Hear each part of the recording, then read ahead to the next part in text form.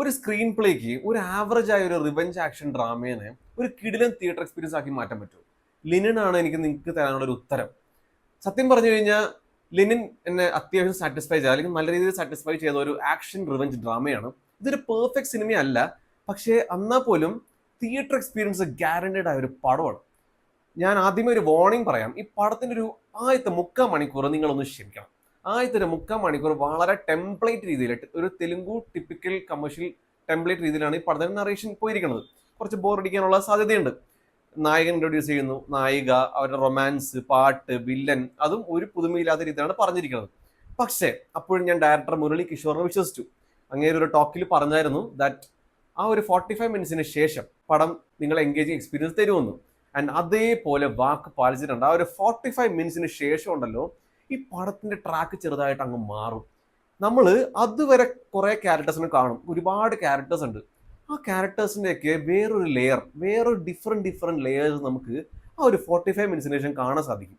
ആ ഒരു ട്രാൻസ്ഫർമേഷൻ ആണ് ഈ സിനിമയുടെ one of the biggest strength. Story predictable ആണ്, പക്ഷേ ആ ഒരു സ്ക്രീൻ പ്ലേ ഉണ്ടല്ലോ, സ്ക്രീൻ പ്ലേ ഈ പടത്തിനെ എലിവേറ്റ് ചെയ്യുന്ന രീതി കിടിലനായിരുന്നു. നമ്മൾ എത്ര കണ്ടുമടുത്ത അല്ലെങ്കിൽ ഒരു പ്രെഡിക്റ്റബിൾ സ്റ്റോറിന് പോലും ആ ഒരു സ്ക്രീൻ പ്ലേ ഭയങ്കര ഒരു ഫ്രഷ്നെസ് ആണ് ഫീൽ കൊണ്ടുവന്നത്. അതിൽ ട്വിസ്റ്റ്, ടേൺസ്, റിവീൽസ് എല്ലാം കറക്റ്റ് മൊമെന്റിൽ വരുന്നതുകൊണ്ട് നമുക്ക് ബോറടിക്കുന്നില്ല. സെക്കൻഡ് ഹാഫ് ഈ പടത്തിന് വേറൊരു സോളായിട്ട് തന്നെ പറയാൻ പറ്റും. ആക്ഷൻ മാത്രമല്ല, ആക്ഷൻ നന്നായിരുന്നു, പക്ഷെ ആക്ഷൻ മാത്രമല്ല ഇതിന്റെ ഒരു ഇമോഷണൽ കോർ ഭയങ്കര സ്ട്രോങ് ആയിരുന്നു. അത് one of the biggest strength ആണ് സിനിമയുടെ.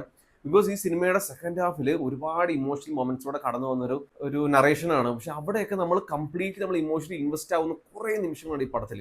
And music by S Thaman വീണ്ടും പ്രൂവ് ചെയ്തിരിക്കുകയാണ് why he is one of the best music directors in Telugu industry.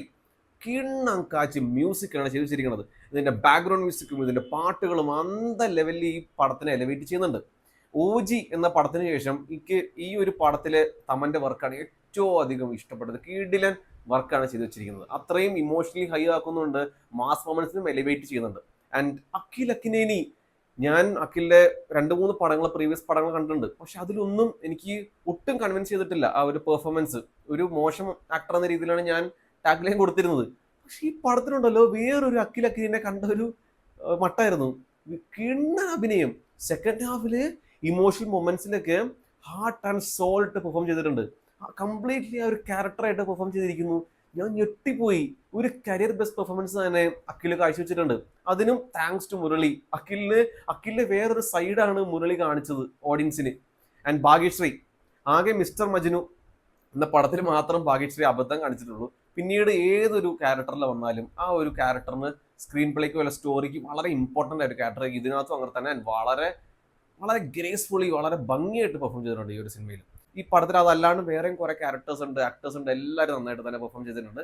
And ഇതിന്റെ നെഗറ്റീവ്സ് ഞാൻ പറഞ്ഞല്ലോ, സ്ക്രീൻ പ്ലേ നല്ലതാണ്, പക്ഷെ എന്നാൽ പോലും റൈറ്റിംഗ് ഇനിയും മെച്ചപ്പെടുത്തായിരുന്നു. കുറെ ലോജിക്കലെസ് ആയ കുറെ സംഭവങ്ങളുണ്ട്, അത് ഡയറക്ഷൻ വഴി നോക്കായിരുന്നു.